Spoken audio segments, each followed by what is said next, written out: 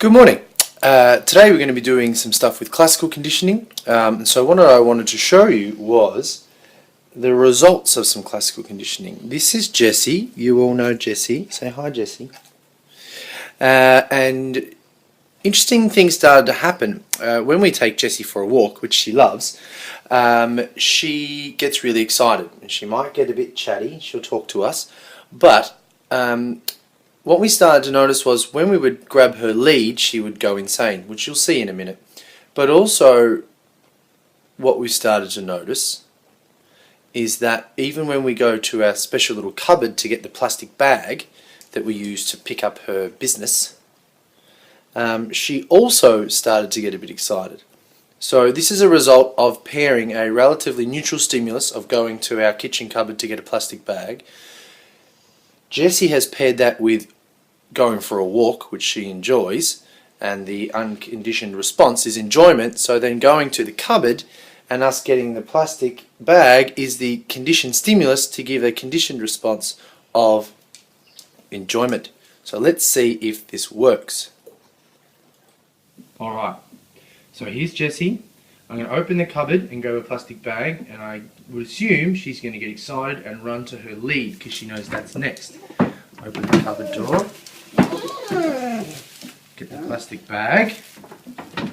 Alright, she runs to her lead. She smells the plastic bag because she knows. She sniffs at her lead because she knows. Now, you want to see a conditioned response? Okay, what was usually a neutral stimulus, the lead, is now going to become a conditioned stimulus, and it's going to elicit a conditioned response.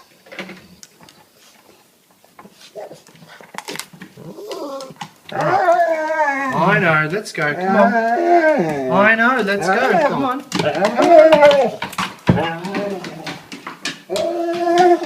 I know, come on. Up the hallway. Up you go. Good girl. I know. Yes, we go. Isn't she cute? I think so. But today, we're going to be looking at why my dog would go crazy for a plastic bag or for a lead, or a leash, as you guys call them. So the reason why she goes crazy with that is because of something called classical conditioning, and that's what we're going to be talking about today in this video. So what is classical conditioning? Well, it refers to a form of learning that occurs through repeated association of two or more different stimuli. Remember that stimuli is something that comes into your environment. Okay, so it could be visual stimuli, it could be auditory stimuli. These are the things that come into your environment that impact on your behavior. Okay, this second dot point is really important. It is a natural form of learning, meaning that the learner is passive, okay, and not necessarily engaging or wanting to learn. Okay, my dog had no desire to learn that the plastic bag means that they're going for a walk. Okay, the famous experiment that you know of, Pavlov, the dog had no desire to dribble when the bell went off. It wasn't active in that. It was just something that happened naturally. Okay, so some important facts about classical conditioning. Learning only occurs when a particular stimulus consistently causes a response that it did not cause before. That's really important. A particular stimulus consistently causes a response that it did not cause before. That's really important. Okay. Also, the learning results from linking the stimulus a number of times with a stimulus that normally causes that response automatically. Oh, just got an email from Miss Benny. Okay, so that's really important. So we need to link two stimulus together, and one of the stimulus has to normally cause a response automatically. The response that is automatically produced by one stimulus becomes linked with another stimulus, and that does not normally produce the response. For example, the plastic bag, if shown to a dog, would not normally make a dog go crazy. But with my dog, because the plastic bag has been paired with going for a walk, then she thinks plastic bag equals going for a walk. So, some examples. you would have usually a teacher telling you to come inside at the start of a lesson. We pair that with the bell ringing. So when the bell rings, that's when the lesson starts. So now that leads you to come inside whenever the bell rings, even if the teacher isn't there or the teacher doesn't tell you to. Okay, you've learned that the bell means end of lunchtime, or the bell means start of class. Okay, on the weekends when a bell rings, it doesn't make you change your behaviour, it doesn't make you change where you are, what you're doing. Okay, but because you've paired it with being at school, then that's how the conditioning works. The other one is your mum asks you to come down for dinner at 6 p.m. every night. Eventually, after time, you'll start to feel hungry at 6 p.m. every night. Okay? You probably would have noticed, most of you that have been fasting, in the first couple of weeks, when the bell goes for the end of period 2, you're really hungry. Okay? That I found that was one of the hardest times because I'm conditioned to eat at recess. That's when I eat my food. Okay? So for most of you, in the early weeks, that would have been the hardest time. Or when the bell went at the end of period 3, because that would usually be lunchtime. Okay? Pavlov and his dogs. This is the most famous man associated with this learning. He was the pioneer. Okay? His name is Ivan Pavlov. Okay? And it's always about the dog. Okay? Pavlov's dogs. What did he do? Well, basically he was doing a biology experiment and he wanted to measure the amount of saliva produced by dogs when they eat. Okay? It had nothing to do with learning or psychology. Basically, what he learned was saliva was produced automatically when food was placed in front of the dog's mouth. Okay? Ivan Pavlov noticed that the dog would salivate when they heard the lab tech preparing the food. More specifically, when the lab tech used to come into the lab, the little bell on the door would ring, okay? And that's when the dogs knew food was about to come. So after a period of time, the dogs had started to realise the bell meant the guy was in the room, and the guy in the room meant that food was coming their way. Okay? That's a type of learning. The dog learned to associate the sounds of the preparation of food, or the bell, okay, with food coming. So what do all these terms mean? There's some really important terms in classical conditioning that you need to understand. Okay? So there is the unconditioned stimulus, and that is any stimulus that produces a particular naturally occurring response. Okay? So that is the basic stuff. So a naturally occurring response. So my dog gets excited when we go for a walk because she likes going for a walk. Okay? You get hungry at lunchtime. Alright? So when it's roughly around the middle of the day, you get hungry. That's a naturally occurring thing because you haven't eaten since breakfast. Okay? Or the example you've got there is the teacher telling you to come inside and you go inside. Okay, so the teacher telling you to come inside is the stimulus. The response is the response that occurs automatically when the UCS is presented. So when the stimulus of the teacher telling you to come inside is presented to you, okay, then you come inside. When your mum says come down for dinner, you come down for dinner. Okay, they're naturally occurring responses. Okay, so all that happens naturally. So what's important to know here is that a neutral stimulus, when paired with an unconditioned stimulus, will give you a conditioned result. Okay? Now that neutral stimulus, once it gives you that new result, becomes a conditioned stimulus. So, for example, the lead, okay, or the leash that I use with Jessie, the pink leash, you've seen the video at the start, that is normal neutral stimulus. If you put that in front of a normal dog, or any dog, they're not going to care. It's not going to mean anything to them, okay? But my dog has associated that colour leash, that actual leash that lives in our house next to the fridge, with being the cue for her to go for a walk. So she has paired those things together. So the leash was the neutral stimulus. It now becomes the conditioned stimulus, which is the stimulus that does not normally produce the unconditioned response, but through repeated association with the unconditioned stimulus will produce a similar response. Okay? You also have the conditioned response, and that is the learned response that is produced by the conditioned stimulus. So my dog getting excited now, what used to be going for a walk, now just getting her lead makes her excited. Here's a nice little visual. This is in your textbooks. You can see Pavlov's experiment. It's important that you understand his experiment, okay? So you need to remember that the bell was the neutral stimulus. Didn't do anything, okay? So when he rang the bell, dog didn't dribble. No salivation. The unconditioned stimulus was the food that produced an unconditioned response. Naturally, it made the dog dribble, okay? Once you rang the bell, gave the dog food, rang the bell, gave the dog food, which is what we call pairing, okay? Then the neutral stimulus of the bell becomes the conditioned stimulus, okay? So once you pair them together, both of those things together produces salivation. Now, just ringing the bell alone will lead the dog to dribble or salivate, okay? So the conditioned response is the same as the unconditioned response. Here's some tips and some tricks that you need to know when looking at scenarios, especially in your exams, okay, or any type of practice. The neutral stimulus becomes the conditioned stimulus. This is the bell. Okay, this is my dog's leash. All right? The unconditioned response becomes the conditioned response. Dribbling. Okay, so the drooling or the salivation of the dog. The excitement and enjoyment of my dog, Jessie.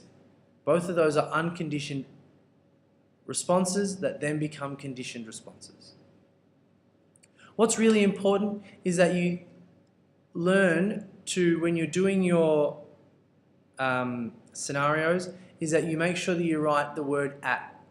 Okay? So the unconditioned response is at the unconditioned stimulus. For example, in Pavlov's scenario, the salivation, the unconditioned response, the salivation was at the presentation of food. Okay, so it's salivated at food, right? But later on, the salivation was no longer at the food, the salivation was at the sound of the bell. Okay, and you need to use the word at, and you need to be specific. Because even though the UCR and the CR are the same, what triggers them is different. That's really important. Now there are some key processes in classical conditioning. Okay, there are some key kind of stages, and these are you're going to need to know. All right, acquisition, that is basically when you're at the stage of becoming conditioned. The process where the organism learns to associate two events. Okay. What happens is, after a while, you get what we call extinction. And it is as it sounds. It starts to die off. The learning starts to die off. What happens is, if you keep ringing the bell and not presenting food, the dog will stop dribbling. If I keep getting plastic bags out of my cupboard at home and don't take Jessie for a walk, she won't get as excited. Okay? So it will start to become extinct. Now what happens randomly over time, because there is still a memory trace, if we think back to memory that we did earlier on, if we think back to memory, you will know that every time learning occurs, just like in the slug, there is a physical change in the brain. Okay? Sometimes that can still be activated, and that's why we have what we call spontaneous recovery. Right? So after a while, after thought to be extinct, the conditioned response suddenly occurs when the conditioned stimulus is presented. So every now and then, the period of extinction will automatically disappear and you'll get the dog dribbling at the sound of the bell. Now it won't be as strong, okay, but it will be present. I would suggest you look in your textbooks for the graph that shows you spontaneous recovery and extinction. Some other key processes in classical conditioning, and this applies to an experiment that we know called the Baby Albert experiment, which I'm going to talk about in a sec. And that is two processes. One is stimulus generalization, and the other is stimulus discrimination. Okay? So generalization is as it sounds. When you learn something, so for example, the sound of the bell, if the sound of the bell makes you salivate, or makes the dog salivate, he will generalize it to sounds that sound similar. Not necessarily the same, okay? but sounds that sound similar. So, for example, if you ring a bell, then the dog might dribble. If your cell phone rings or your mobile phone rings and it has a kind of ringtone that sounds a bit like a bell, the dog may dribble at that as well. Okay? So that's really important that we understand that. Another thing that we need to understand is stimulus discrimination, and that is where we only produce the conditioned response to the very specific conditioned stimulus. And I've tried this with my dog at home. If I have another leash at home, right, and I get it out and play with it and Jessie sees it, she doesn't get excited because that's not her leash. Okay, she's not excited by other things, other bits of rope and stuff that could act as a leash. That doesn't bother her. Okay, it's when we use her pink leash that she gets really excited. So she is discriminated. She knows that her pink leash is what we use when we go for a walk. Okay, so she's been able to discriminate. Okay, I'm going to talk to you a little bit about Watson's Little Albert experiment. I'm going to make this very, very quick. It's very, very simple to understand, but you need to make sure that you know this. Okay, John Watson, who was a behaviourist, he wanted to test if fears could be taught through classical conditioning. He placed baby Albert, this little baby, 11 months old, in a room with a lab rat, which at that stage was a neutral stimulus. Albert wasn't scared of the lab rat at all. Okay, nice, cute little rat. Some people might be scared of rats. Albert wasn't. While he was playing with the rat, randomly, what the experiment would do, he'd come up behind him and he would smash a steel bar with a hammer, creating a really loud, scary noise. Okay? The scary noise is the unconditioned stimulus. What does a scary noise make you do? Well, it makes you scared. It makes you jumpy, it makes you nervous. Okay? What they did was, over a period of time, they would put the rat in front of Albert and they would make this loud noise behind him. Every time Albert saw the rat, there was a big, loud, scary noise. They paired them together. Okay? Of course, the loud noise made baby Albert cry. Okay? Then, after a few more trials, just the presentation of the rat made baby Albert scared and cry. You can see it there on your slide. The rat, which was the neutral stimulus, became the conditioned stimulus. Okay? And so the unconditioned response, which was being scared, now became the conditioned response. Poor little Albert, who was very, very scared of the rat, when they did more tests, they found that Albert showed fearful reactions to a white rabbit, a dog, and a sealskin coat, all white, all kind of similar looking. So he had stimulus generalization. Baby Albert became scared of anything white and furry or fluffy. He even became scared of a Santa Claus mask, cotton wool, okay, although not so much, but still became pretty scared. Poor little baby Albert. This tells us that fears can be learned. Okay, that might be interesting to some of you who have an intense fear of an animal. You might ask yourself, where did you learn that from? Okay, so when you're talking about baby Albert, they're going to ask you some questions. They might ask you a question about, what was the neutral stimulus? It'll probably be a stimulus generalization discrimination question, but they might also use this as a way to talk to you about ethics in research. Okay, there's a few that they'll talk about, but this might be a big one. So, where did they go wrong? Well, they didn't debrief poor little Albert, okay, and they probably didn't even get informed consent. What they did was they took baby Albert, they might have got mum to sign some sort of consent form, but it was definitely not informed consent, okay? So what you need to think about is, because there was no debriefing, they caused lasting psychological harm, okay? Poor little baby Albert was never debriefed and he never lost his fear of white fuzzy things. Also, as I said before, mum signed a consent form, okay, but she did not sign an informed consent, all right, which is bad. There was no debriefing, there was no withdrawal rights because no one was in there looking after the kid, okay? There was no parent, there was no guardian, there was just people that were running the experiment. They're not going to stop the experiment if the kid's upset, okay? But if the mum was there, she probably would have stopped it. So poor little baby Albert had no withdrawal rights. So that's it. I'm going to do another video very soon about the practical applications of classical conditioning, but for now this is the theory. You need to understand the key terms: neutral stimulus, UCS, UCR, CS, CR, and how they all connect to each other, and you need to have an understanding of the baby Albert experiment and who conducted it. Okay? But for now, that'll do. See you soon. Bye.